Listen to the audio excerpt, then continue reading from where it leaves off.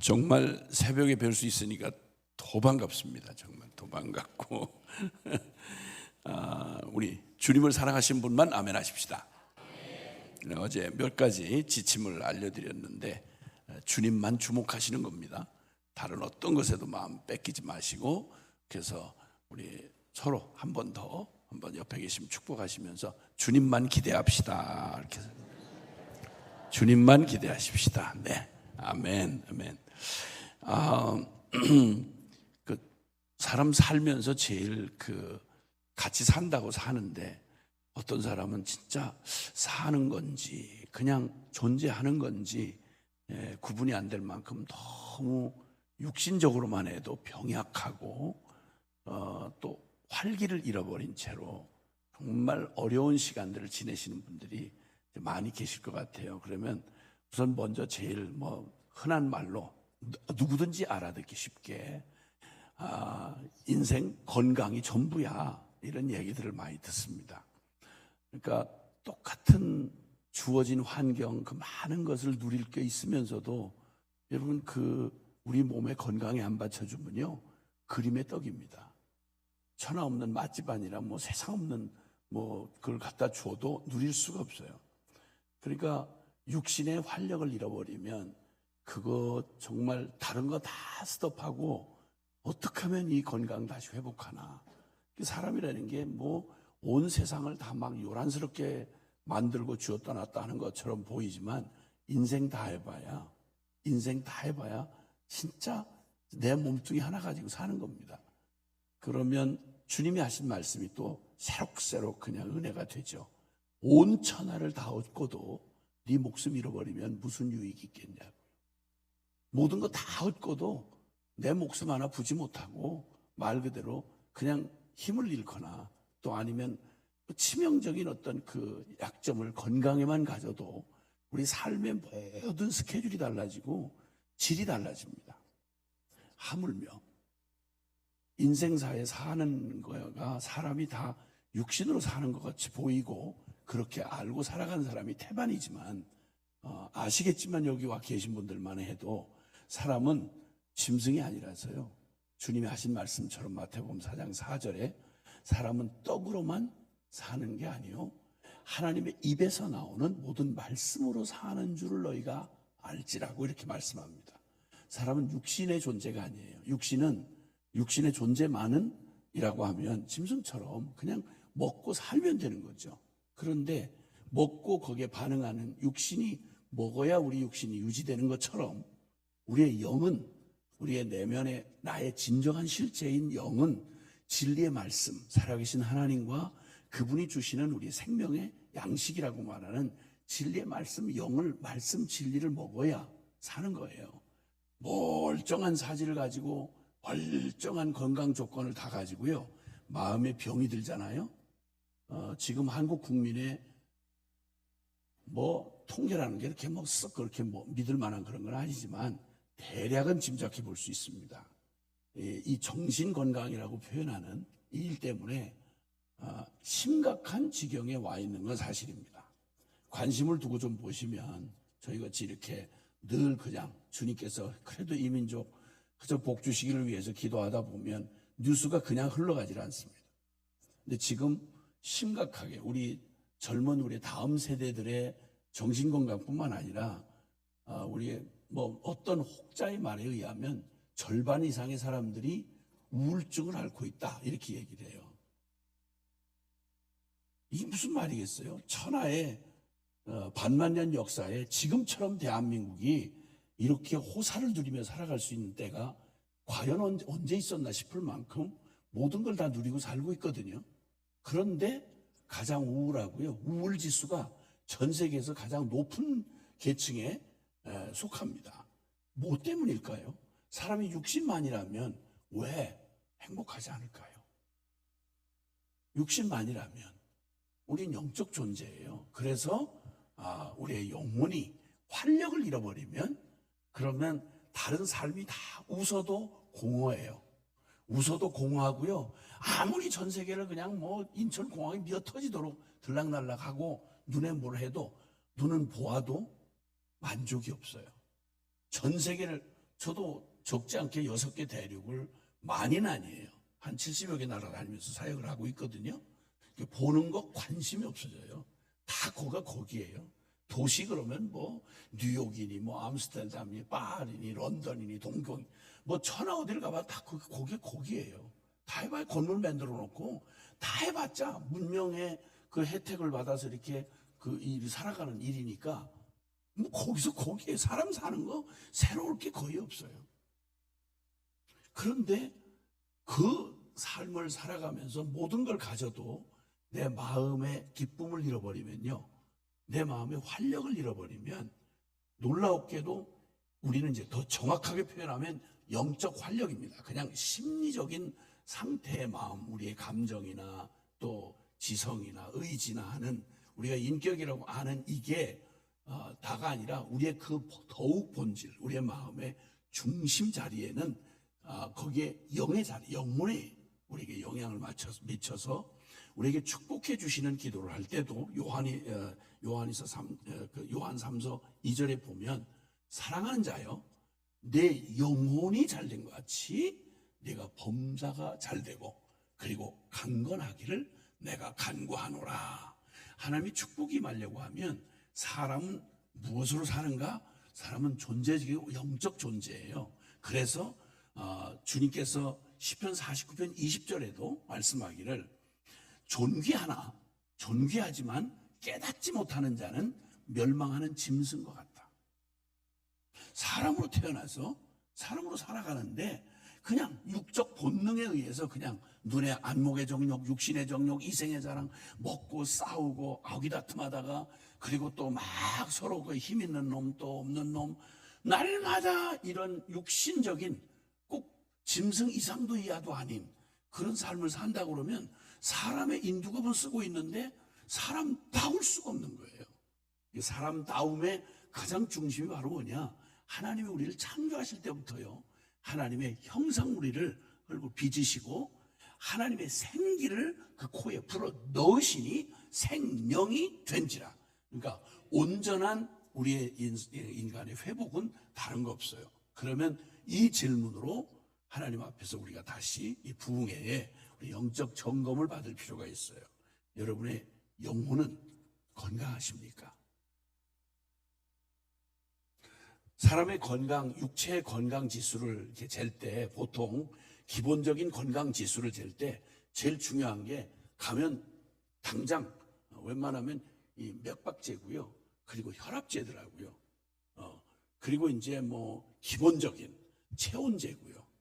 사람이 이게 건강한지를 알아보는 가장 기본적인 건강 체크가 그렇게 체온제고, 그 다음에 이렇게 또 맥박제고, 그러면서 이제 호흡, 폐 질량 이런 걸 또 기본적으로 하더라고요.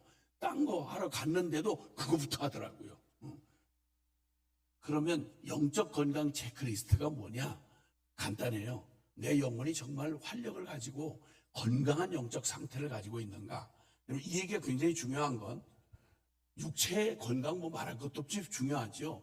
그러나 모든 걸 다 가져도요, 교회가 이 요한계시록의 7교회를 주님께서 현존하던, 그 당시에 현존하던 7교회를 향해서 주신 말씀이 영적 진단과 함께 나타나는데, 그 중에 사대교회라는 교회가 등장을 합니다. 이렇게 말씀하세요. 네가 살았다는 이름은 있으나 실상은 죽은 자로다. 그냥 봐도 살아있어요. 다 겉으로 갖춰져 있고 그냥 움직여요. 그런데 정작 살았다는 이름은 다 있어. 하나도 빠짐이 없어. 그런데 정작 찾아야 될 영적 생명력과 활력을 잃어버린 거예요. 여러분이 다른 일에는 다 보면 금방 나타나요.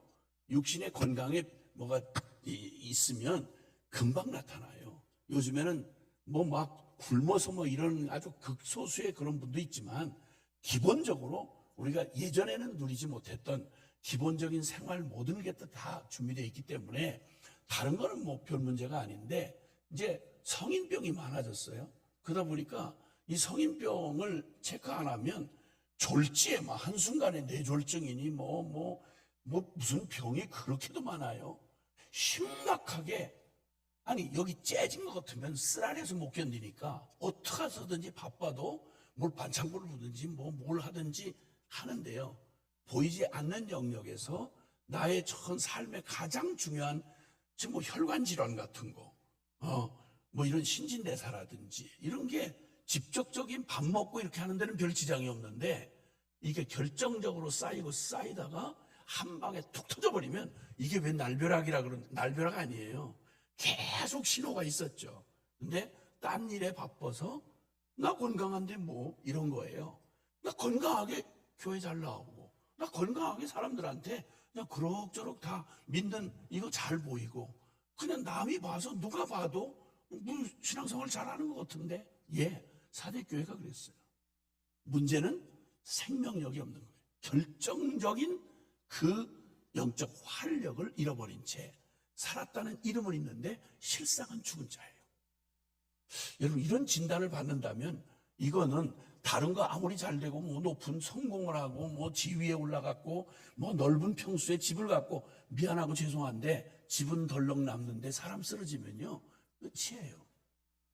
제일 중요한 이거는 정부가 책임 못 져줘요. 누구도 대신해 줄 수가 없어요. 가장 중요한 오늘 주님이 저와 여러분을 사랑하신다고 하면 저와 여러분을 가장 잘 하신다고 하면 제일 먼저 우리를 교정해 주셔야 되는 게 바로 뭐냐면 그건 바로 우리의 영적 건강을 교정해 주셔야 되는 거예요. 그러면 길게 얘기할 수는 없으니까 새벽에는 또 너무 길게 얘기하면 안 되잖아요. 그렇기 때문에 간단히 말하면 여러분 잘 아시는 대로 영적 활력을 점검해 볼 수 있는 나무는 열매를 보면 금방 알 수 있는 것처럼 영적 건강도 이렇게 영적이라면 무조건 안개 속을 덮는 이게 아니고요.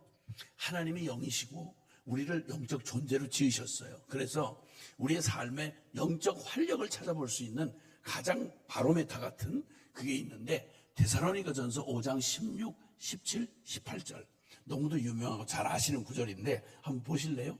암송하면 좋겠지만 암송해 볼까요? 시작. 항상 기뻐하라. 쉬지 말고 기도하라. 범사에 감사하라. 이는 그리스도 예수 안에서 너희를 향하신 하나님의 뜻이니라. 아멘. 예수님을 주시기까지 우리에게 모든 것 다 내어주신 하나님이 우리에게 향하신 뜻이 있어요. 내가 이 놀라운 복음을 주었고 생명을 주었고 이 엄청난 선물을 너에게 주었으니 네 삶에서 이걸 마음껏 누리거라. 그게 나는 네가 건강한 게 나의 기쁨이고 너의 기쁨이 나의 기쁨이고 너의 잘 되는 게 나의 소원이다. 하나님의 소원과 뜻이 바로 그래요. 내가 너희를 향한 나의 생각을 안 하니 재앙이 아니요 평안이니라. 하나님이 여러분을 사랑하심을 믿는 사람만 아멘 합시다. 사랑하시되 가장 좋은 것으로 주어야만 하시는 우리의 영의 아버지이심을 아는 분만 아멘 합시다. 기쁘십니까? 그리고 쉬지 않고 기도하시나요?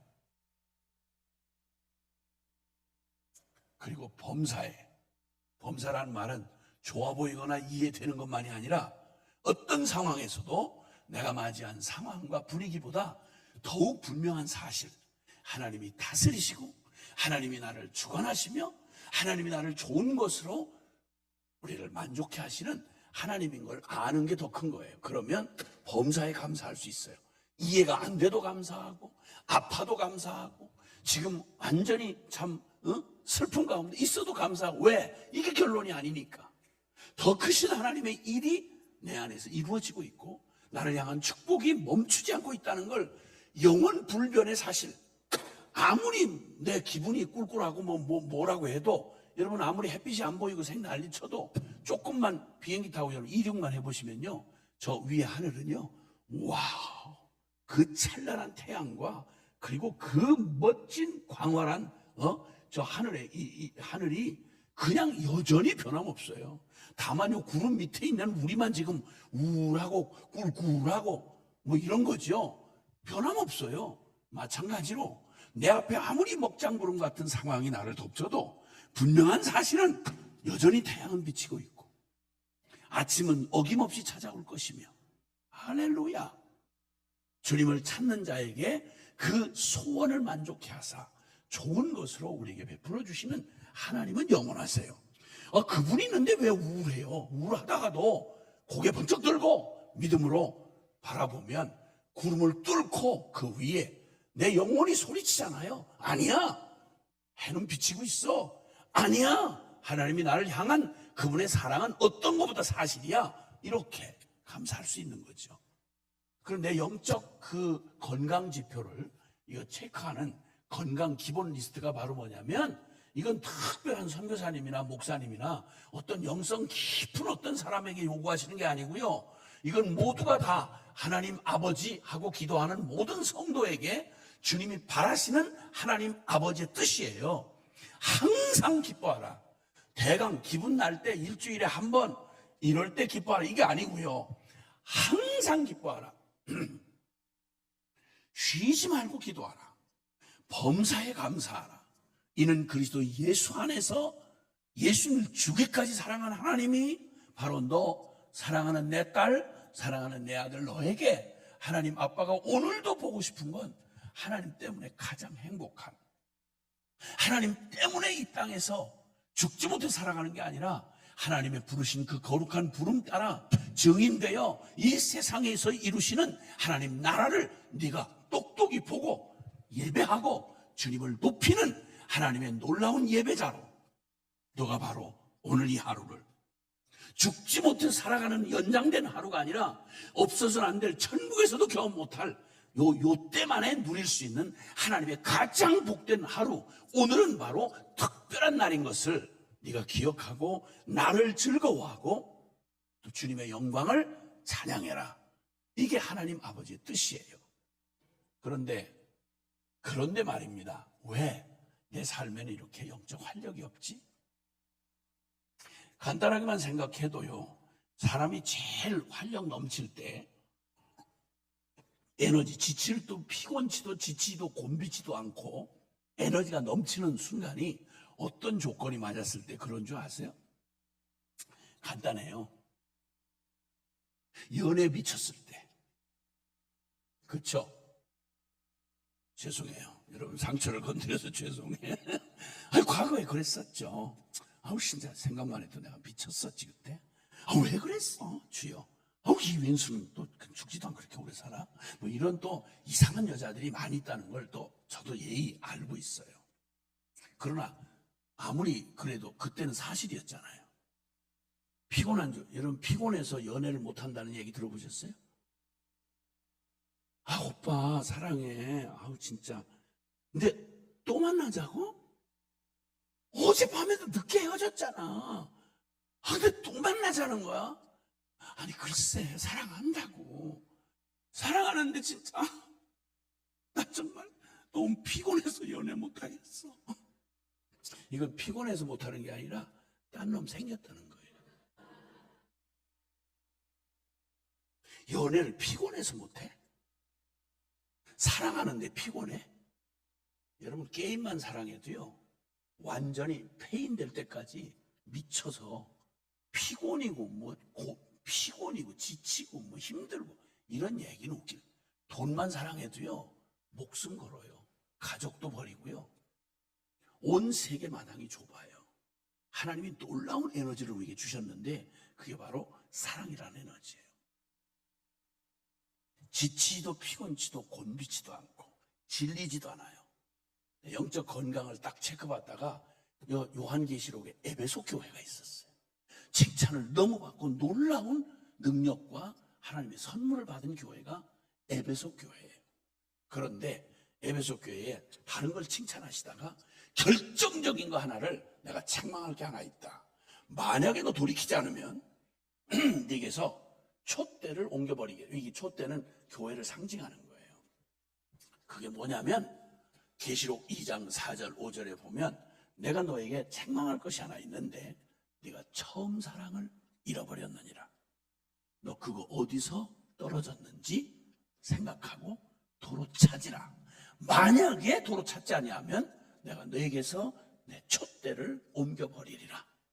가장 강력한 교회요, 바울 사도의 직접 훈련을 받아서 세워진 교회요, 아시아에 충격을 던져주었던 에베소 교회가 어떻게 이런 위기 상황에 왔나요? 다른 건 다 있어요. 다 고난도 견디고 뭐 싸움도 이기고 진리도 지켰고 부족함이 없어요. 그런데 영적 활기가, 아시잖아요. 첫사랑의 제일 특징은 뭐죠? 사랑하는 사람을 만나면 이유도 불문하고 기쁜 거예요. 그죠? 그렇다고 그러세요. 아니 아무리 지금 이게 새벽이지만 너무 다른 걸 묻는 것도 아니고 너무 당연한 걸 묻는데 그렇게 표정이 이렇게 영혼이 없는 표정으로 이렇게 해서 새벽에 무슨 말 하는 거야? 이런 표정이면 서로 어려워지는 거예요. 다시 이제 정신 바짝 차리고, 사랑에 제일 사랑한다, 그 사람을 정말 좋아한다 하는 걸 연구 막 레포트 쓰고 이럴 필요가 없잖아요. 보면 알아요. 너무 반가워하는 거죠. 너무 기쁜 거예요. 왜 기쁘냐고 하면 이유가 없어요. 아니 왔으니까 보니까 그냥 좋은 거예요. 여러분, 하나님 만나러 오는 예배 시간 좋으세요? 아멘이 슬프게 들립니다. 또 부흥이라는 거 또 나오는 거예요. 주일날도 나왔는데 새벽에도 나오고, 진짜 못 살겠어. 우리 목사님 오신 다음부터 그냥 우리를 너무 달달달달 볶아가지고 나 너무 피곤해요. 사랑해요. 근데 진짜 피곤해요. 이건 영적으로 병든 거예요. 뭐라고 해도 병든 거예요. 이거 오래 신앙생활 하신 분들, 특히나 장로님들 얼굴에 기쁨이 잘 안 보여요.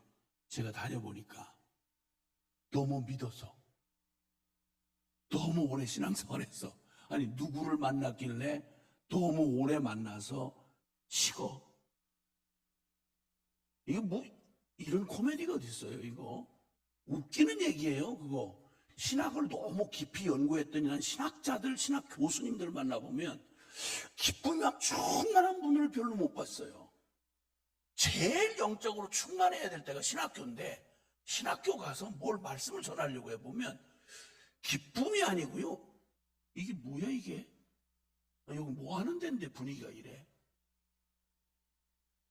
제일 웃기는 건 오래된 교회, 역사적이고 누가 얘기만 하면 다 아는 교회 가본 특징이 뭔지 아세요? 예수님이 사과를 해야 될 판이야. 얘들아 미안하다. 너네한테 믿음 생활하게 해서 미안하다. 너 얼굴을 보니까 내가 사과를 해야 되겠다. 야, 이게 뭐가 심각한 오해가 있는 거 아니겠어요? 심각한 오해. 모태신앙들 내가 죄송해요. 그렇지 않은 모태신앙이 너무 훌륭한 모태신앙, 성경의 주인공들이라 모태신앙은 아는데, 제가 모태신앙들에게서 특이한 건, 저는 안모태라서, 안모태는 체험 안 하면 예배당 올 수 없잖아요. 그러니까 예수님 만나고 나니까 매일 막 이러고 이제 다니니까 이게 아주 껄끄러운 사람들이 있더라고. 누가 이렇게 껄끄러워 하냐면 모태신앙들, 터줏대감들. 안모태들, 냄비신앙이다 이거야. 냄비신앙. 냄비라는 말을 요즘 잘 모르죠. 얇은 그 그릇인데 물만 올려놓으면 이렇게 끓는 거. 얇은 냄비, 스테인 뭐 이런 거 말고 옛날에 양은 냄비라고 있어요.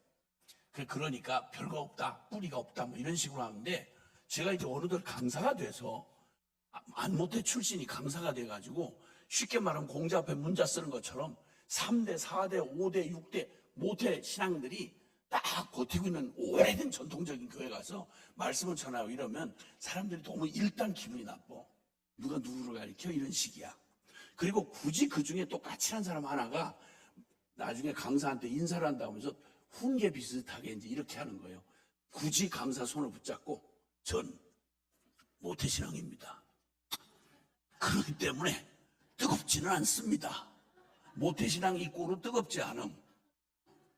이걸 확신해요. 성경에도 없는 말인데 그걸 확신해. 그리고 뭐라고 또 한마디 하는 걸, 그러나 모태신앙은 쉽게 말하면 그 속에는 뒤에 숨겨진 표현이 있는 거죠. 당신이 이렇게 함부로 얘기하는 모태신앙 겉모습 보고 자꾸 그런 모양인데, 저는 모태신앙입니다. 모태신앙은 한 가지 장점이 있습니다. 그건 꾸준합니다. 꾸준히 교회를 안 빠져.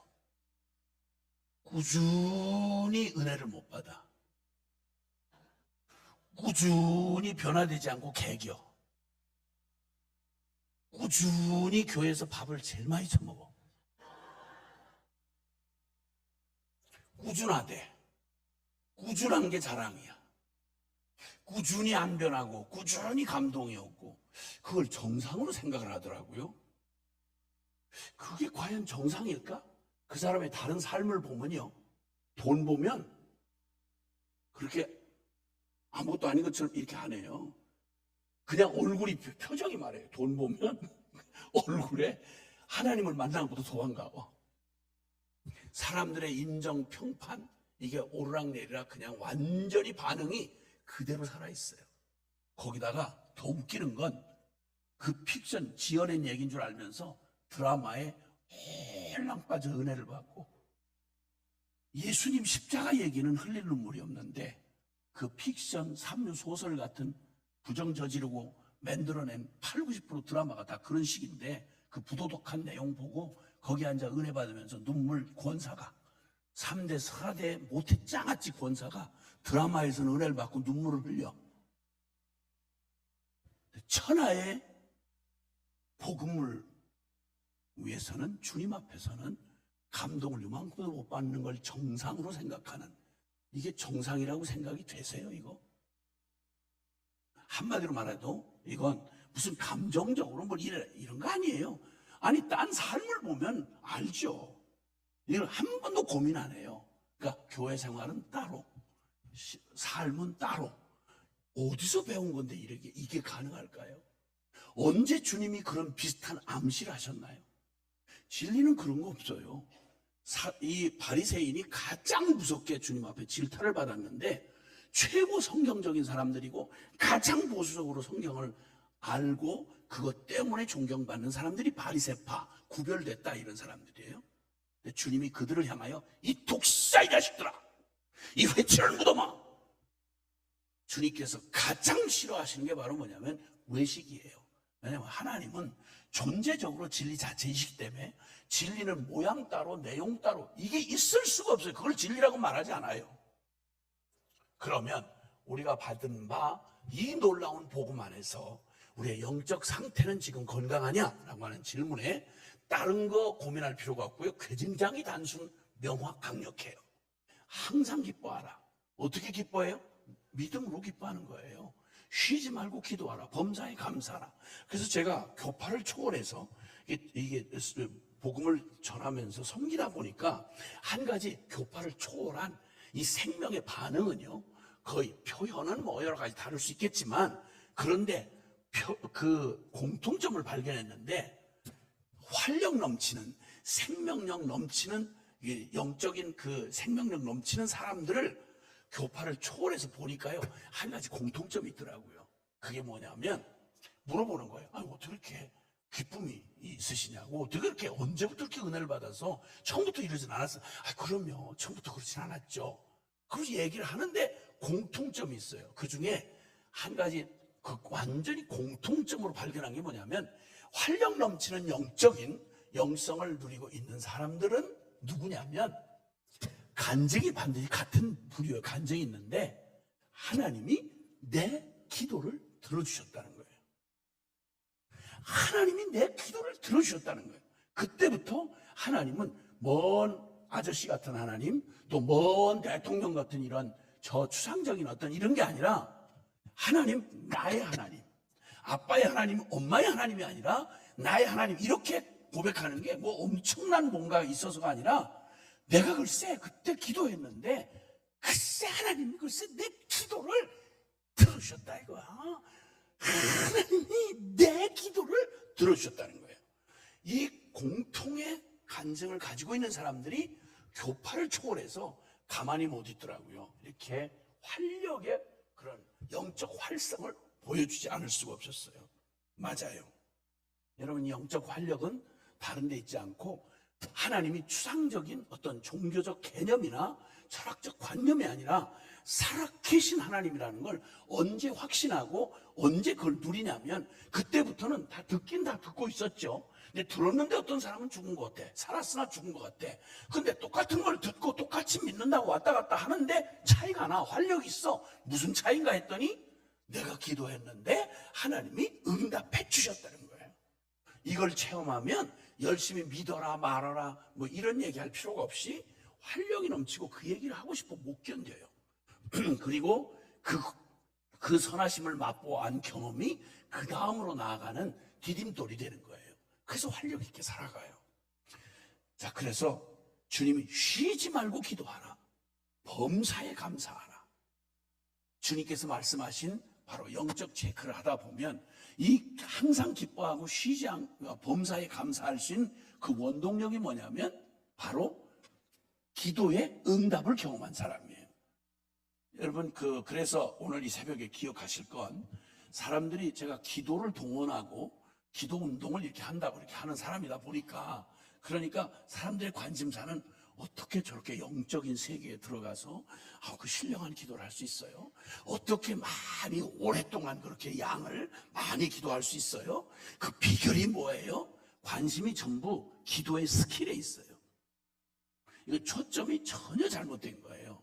기도는 사람의 얼굴이 다른 것처럼 기도는 하나님과의 대화를 하는 거라고 하면 어떻게 그게 다 판에 박힌 배우들처럼 그러겠냐고. 그럴 이유가 뭐겠냐고. 다 달라요.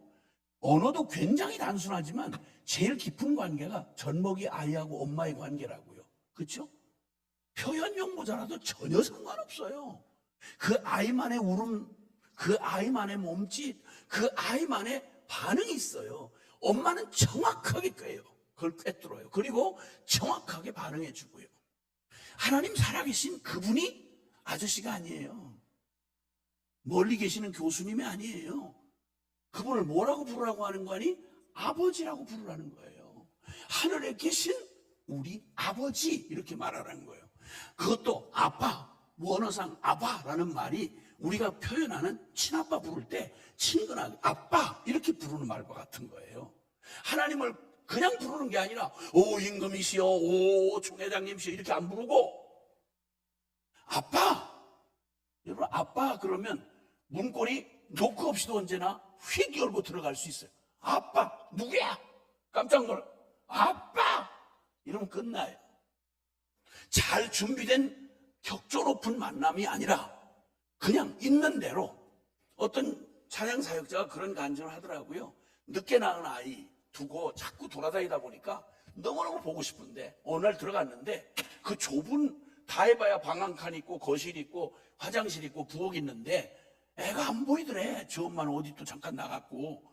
그래가지고 깜짝 놀래키려고 찾는데 없더래요. 화장실 생각이 나서 갔는데 이 자식이 글쎄 화장실에서 사업이 징탕 벌어진 거예요.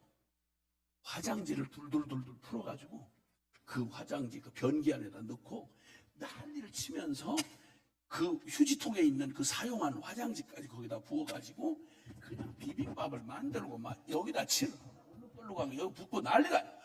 너무 거기에 몰두가 돼. 너무 기가 막혀서 말도 못하고 이렇게 쳐다보고 있는데 느꼈는지 이렇게 돌아보는데 여기에 사용한 휴지랑 이런 게 얼굴에 이렇게 다 붙어 있는 거예요. 아빠를 딱 보는 순간 화사하게 웃으면서 아빠 이러는데 모든 정석은 느낌이고 다 사라지고 그냥 있는 대로 그냥 끌어안고 상상의 부사익을 사용한 휴지가 얼굴을 맞대고 막 비비는데 이게 다 묻어도 더럽다는 생각이니 뭐니 할 겨를이 없고 막 못 견디게 본능적인 반응을 하다가 울컥하고 은혜가 치미는데 하나님 아빠구나. 하나님 아빠가 날 이렇게 잘하고 떳떳하고 박수 받을 만할 때 얼마나 기쁘시겠어요?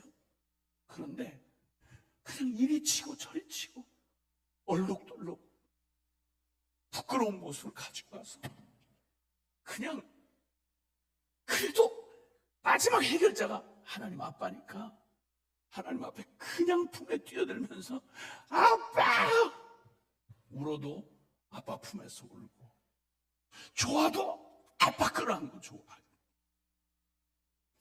하나님을 가장 감동시키는 게 뭔지 아세요?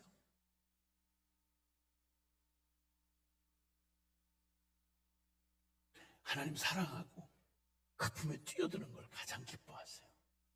기도는 절대 의무가 아니에요.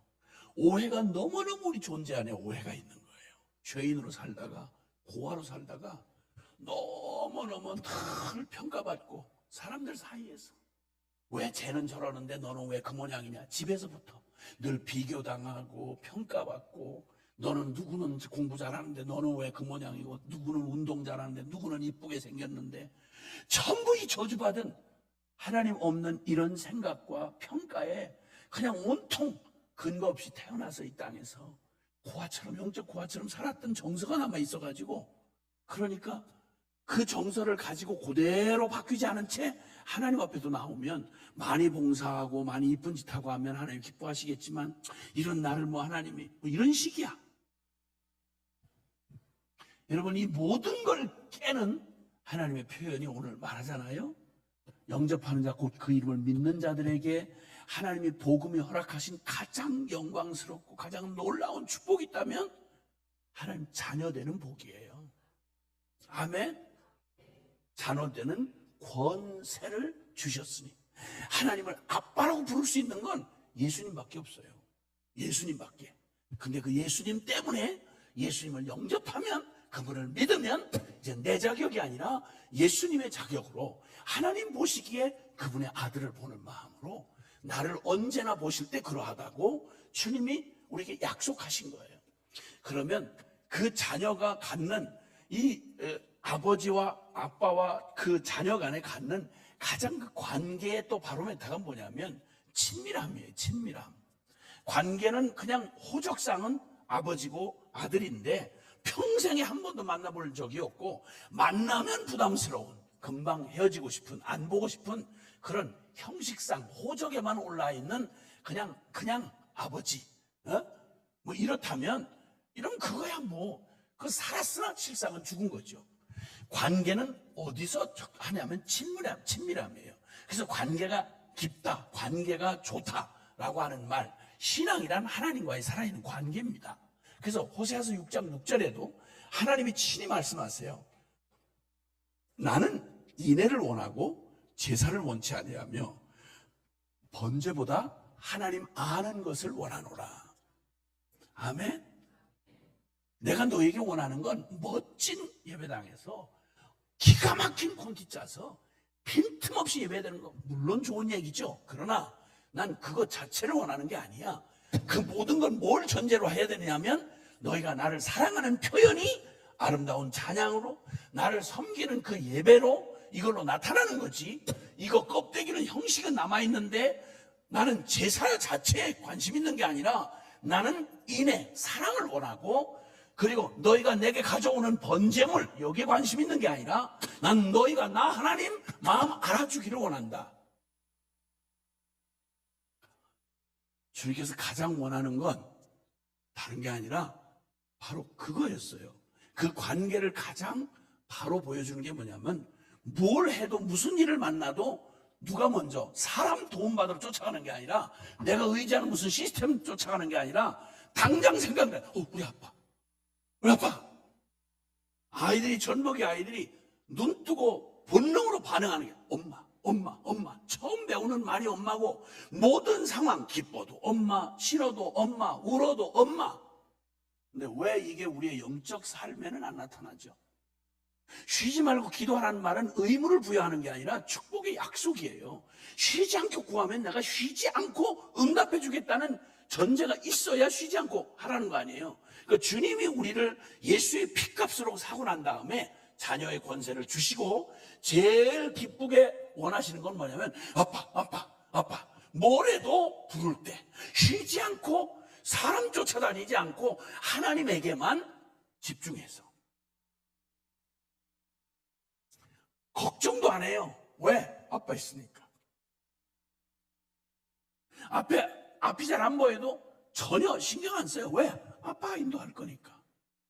이 얘기는 그냥 감상적인 얘기가 아니라 우리 성경의 가장 우리에게 현실적 영성을 보여주었던 가장 위대한 하나님의 사람 다윗이 그의 유명한 시편 23편에 그는 그의 하나님 아빠와의 관계를 고대 시대를 배경으로 해서 목자와 양은 생명의 관계예요. 그 젖먹이 아이하고 엄마와 관계를 표현할 때 목가적인 표현이 목자라고 얘기해요. 왜냐하면 자기가 목자를 해봤거든요. 여호와는 나의 목자시니 내가 부족함이 없으리로다. 그가 나를 푸른 초장에 누이시고 쉴만한 물가로 인도하시는도다.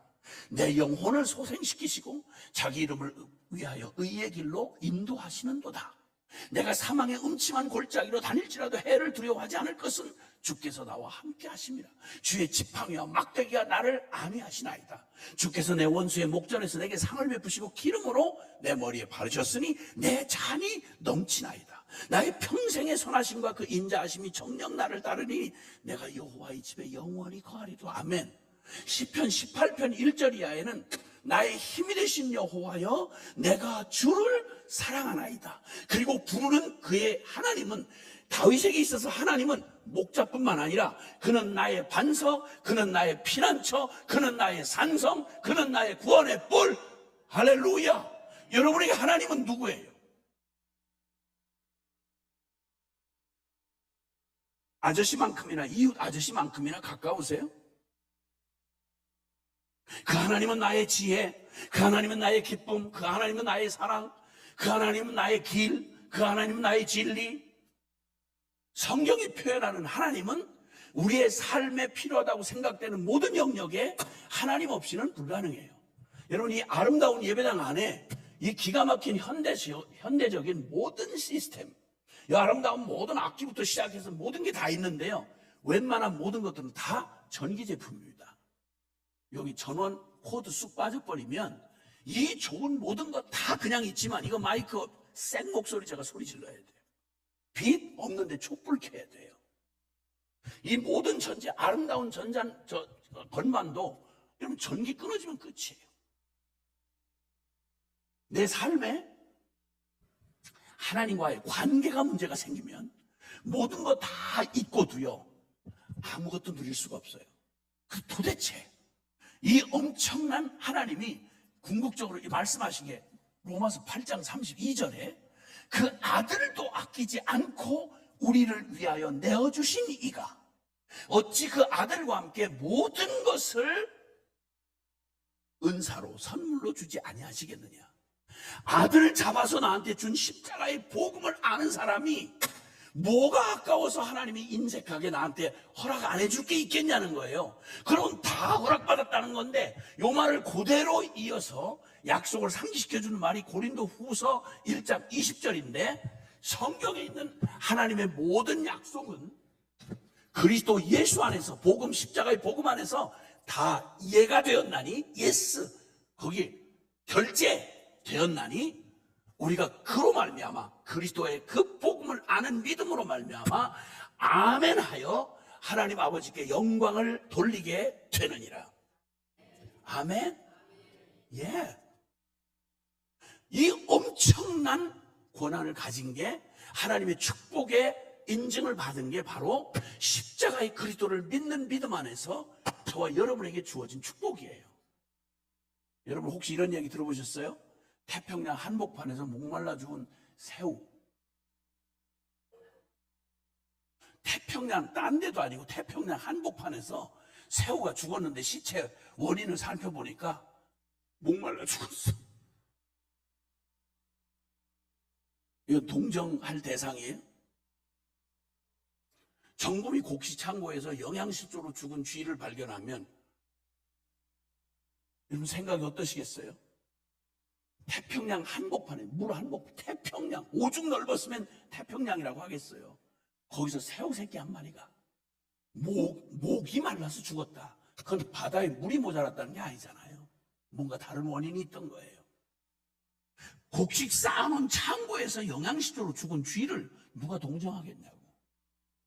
이것과 비교할 수 없는 게 이 어마어마한 복음을 날마다 되뇌이면서 날마다 신앙 고백하면서 전능하사 천지를 만드신 하나님 아버지를 내가 믿사오며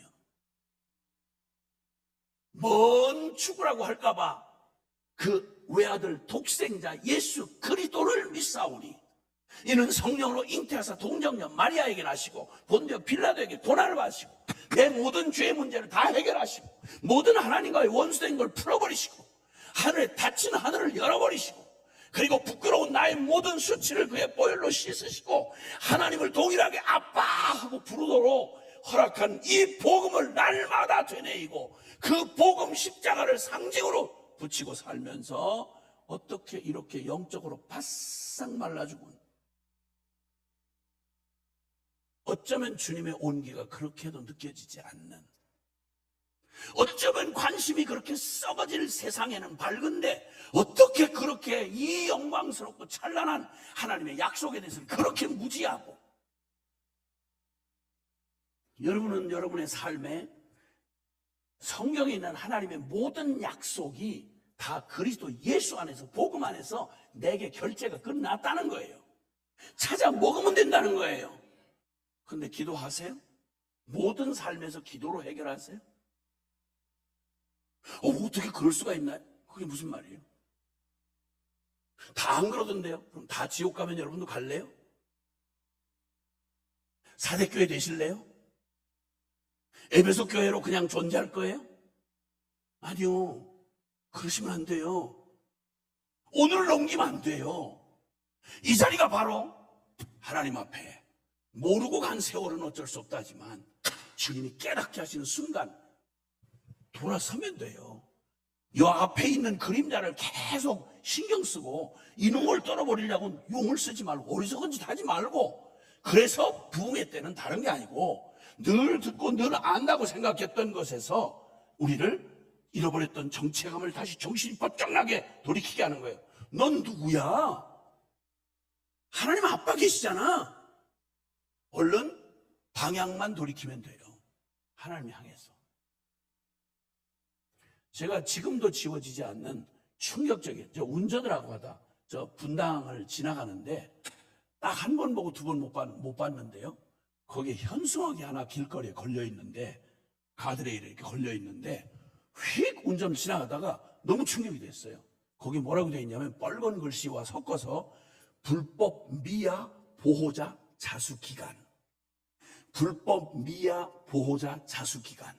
미아라고 하는 건 고아가 아니고 부모가 있는데 잃어버린 아이를 얘기하는 거잖아요. 그런데 그 미아를 보호했어요. 자수하래요.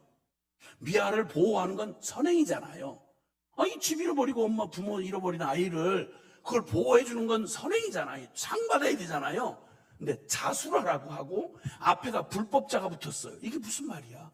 이게 조합이 안 되더라고요. 그래서 너무 충격이 돼가지고 주차장 어느 쪽으로 몰아놓고 한참을 생각해서 이게 무슨 말이야? 무슨 상황이야? 나중에 비로소 이해가 됐어요.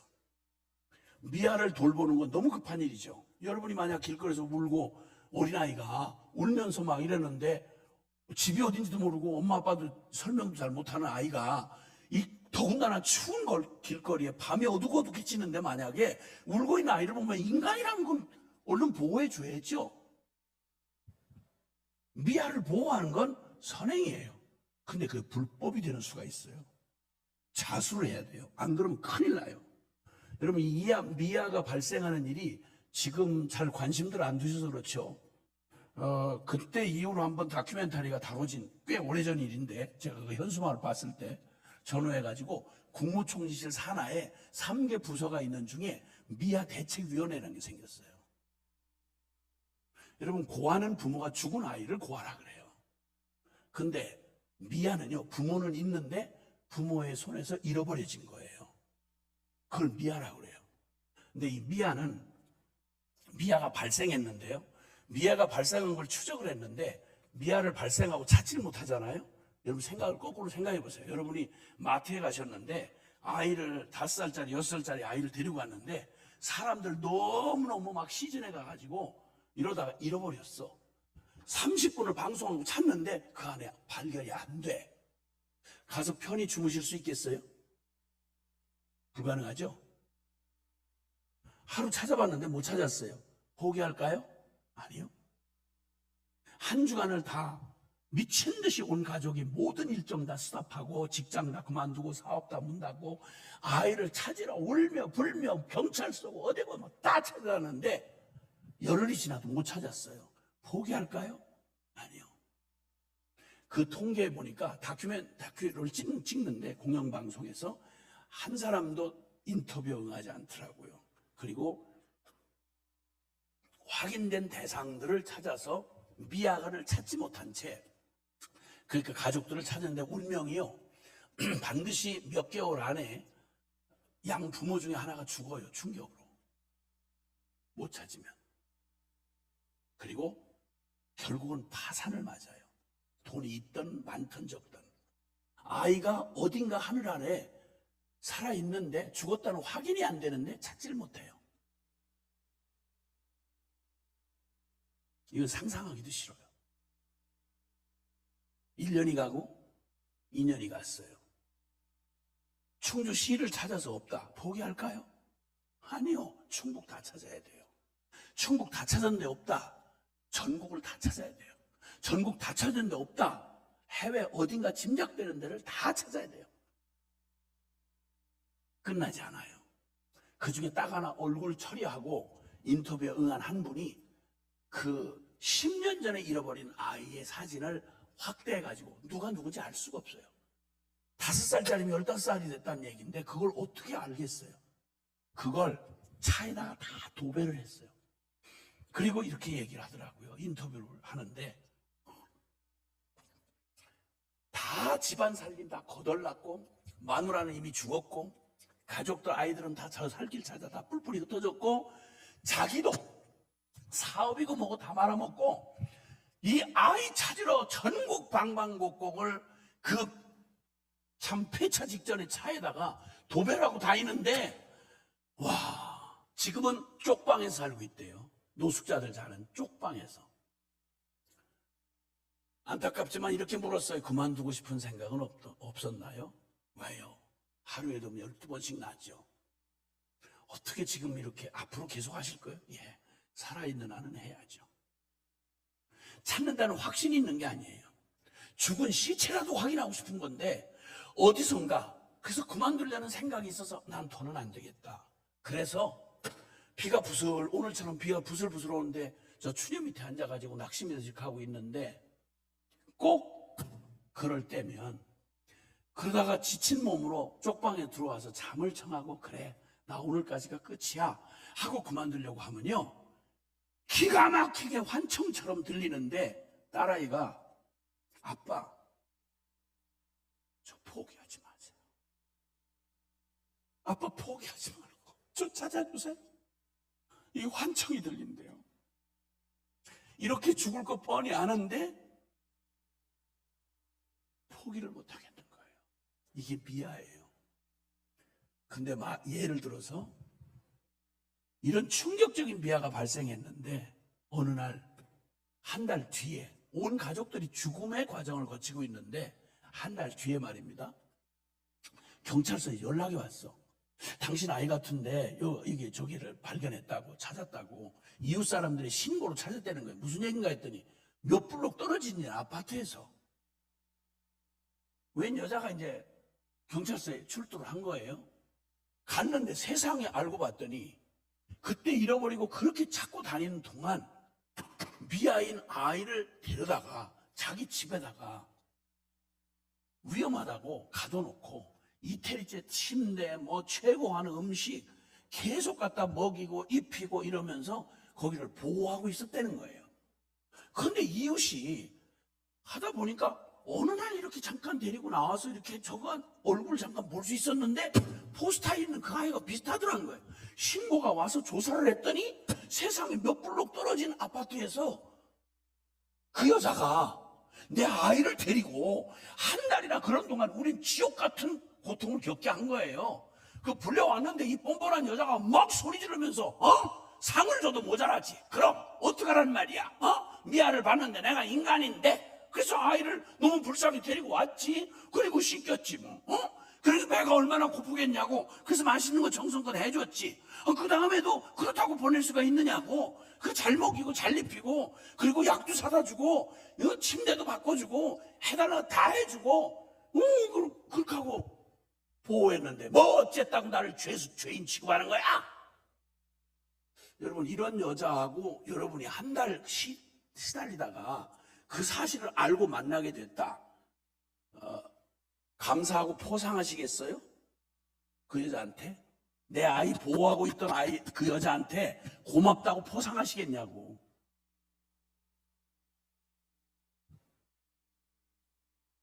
그 머리를 쥐어 떠나놔도 시원찮죠. 이게 뭐 이런 미친 게 있어 이거? 아니, 아이한테 잘해주는 거 물론 울면 달래주고 배고프면 먹을 거 주고 씻겨주고 재워주고, 그럼 뭘 잘못했냐 이거야. 여러분, 이 여자한테 여러분 고맙다고 하고 정상이라고 하겠냐고요.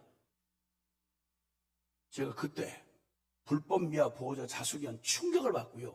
1년에 이런 생각이 정리가 되면서 끔찍한 게, 만약 예배당 앞에다가 주님이 불법 미아 보호자 자수기간 하고 현수막을 붙여놓으면 놀랄 교회들이 많을까 적을까 이런 생각이 들었어요. 여러 가지 좋은 일 당연히 해야죠. 그런데 하나님이 복음을 통해서 주신 가장 놀라운 그 사람의 그 영혼에게 축복이 있다면, 영적 고아로 살던 그 죄인에게 최고의 선물이 있다면, 너 아빠가 하나님이야. 너는 저주받은 사람이 아니야. 여러분, 이렇게 해서 아빠 찾아줘야 되는 게 아니겠어요? 제일 복음 중에 최고한 복음이 아빠 찾아주는 거 아니겠냐고. 그냥 보호가 아니에요. 그래도 급한 거 일단 이렇게 하고 아빠를 찾을 생각을 못하도록, 만약 불법 미아를 보호하고 있는 게 만약에 교회였다면 이거보다 더 끔찍할 일이 어디 있겠어요? 여러분과 저에게 맡긴 자녀를 키우면서 다 먹이고 입히고 저 학교 보내고 대학 보내고 모든 걸 다 세계 최고로 다 정성을 다하고 사랑을 했어. 모르는 사람 같으면 모르겠는데, 애미 된 우리는 무슨 사고로 갈지 정상으로 산데도 언젠가 떠나야 될 거 아니에요. 이 아이 누구에게 맡기고 갈 거예요? 누구에게? 뭐는 몰라도 내 자식에게 할 수 있는 최대의 양육이 있고 부모의 책임이 있다면 진짜 아빠 되시는 하나님 만나게 해줘야 될 거 아니야. 자녀되는 권세를 누리게 해줘야 될 거 아니에요. 아멘. 이 초점에서 한 번도 흔들리면 안 된다는 거죠. 잘못하면 불법 미아 보호자 자수기간에 해당하는 끔찍한 일이 될 수 있다는 거예요. 기도가 왜 저절로 안 되냐고요? 기도는 기술이나 방법이 아니에요. 시간이 아니고요. 그것은 전기 제품이 철저하게 전기 코드 전제하고 살아가는 것처럼, 기도란 쉬지 말고 기도한다는 말은 하나님과의 관계를 얘기하는 거예요. 그럼 기도를 잘한다 못한다는 말은 이건 왜곡된 말이에요. 기도를 못하는 사람이 어디 있어요? 아니, 엄마 찾고 의존하고 생존하는 아이에게 잘하고 못하고 어디 있겠어요? 그냥 울면 되는 거예요. 부르면 되는 거고요. 안 되면 앙탈하면 되는 거고요. 하나님 앞에 이 살아있는 생명의 관계, 이게 바로 여러분에게는 주님의 관계하고 온전하시냐 이거예요. 아빠하고 친아빠하고, 의붓 아빠가 아니라 친아빠하고 사랑받는 자녀인 걸 기억하고, 오늘도 무슨 일이 있든 눈 뜨면 먼저 찾는 게 아빠 감사해요. 할렐루야. 아유 주여, 아유 아빠, 아버지. 이렇게 아버지하고 동행하고 아버지를 의식하고 그분에게 기도하고 쉬지 않고 기도하고는 사람에게 우울증이 찾아들 겨를이 있겠냐고요. 어떤 속임이 우리를 속이겠냐고요. 잠깐 속고 잠깐 이런 주제에 흔들릴 수는 있지만, 이 하나님이 나의 아빠라고는 영원 불변의 천지개벽을 해도 안 바뀌는 십자가로 이루어진 주님과 나를 맺어놓은 이 하나님 친아빠 되시는 하나님 아버지가, 주님께서 로마서 8장 15절 16절에 말해요. 종들은 두려움이 종의 특징이에요. 그러나 자녀는요, 하나님 자녀 되는 그 자녀의 확신을 주셔서 우리가 하나님을 아빠, 아버지라고 부르짖게 되느니라. 성령이 우리 안에서 행하시는 가장 근본적인 일이 뭐냐면, 하나님을 아빠, 아버지라고 부르짖게 하신 이 복음을 깨닫게 하셔서 내가 연약해서 나 같은 게 어떻게 주님의 자녀야? 내가 부끄러워서 어떻게? 이럴 때 성령이 내 속에서 소리를 지르게 하는 거예요. 그래도 우리 아빠야. 하나님 우리 아빠야.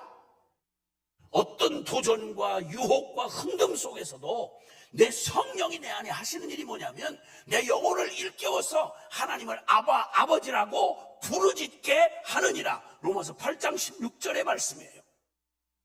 하나님께서 우리에게 주신 이 놀라운 이 은혜와 이 은총과 이 사랑이 주님 앞에서 저와 여러분에게 오늘 이 새벽에 기억하셔야 돼요.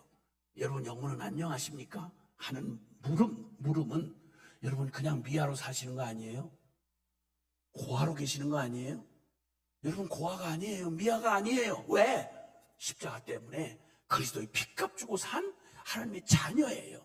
그래서 주님 앞에 와서 말 잘 할 줄 못해도 그냥 의존하고 살아가는 거예요. 그럴 때 주님을 부르면 기도는 관계다. 이것만 기억하세요. 그리고 주님에게 주신 최고의 우리의 활력 넘치는 우리 영적 삶은 특별한 영적 기술이나 대단한 영성 이게 아니고요. 최고의 영성은 십자가의 영성이에요. 그리고 주님으로 말미암아 살아가는 놀라운 일이 오늘 이 새벽에 저와 여러분에게 주님이 축복해 주시는 놀라운 하나님의 축복입니다.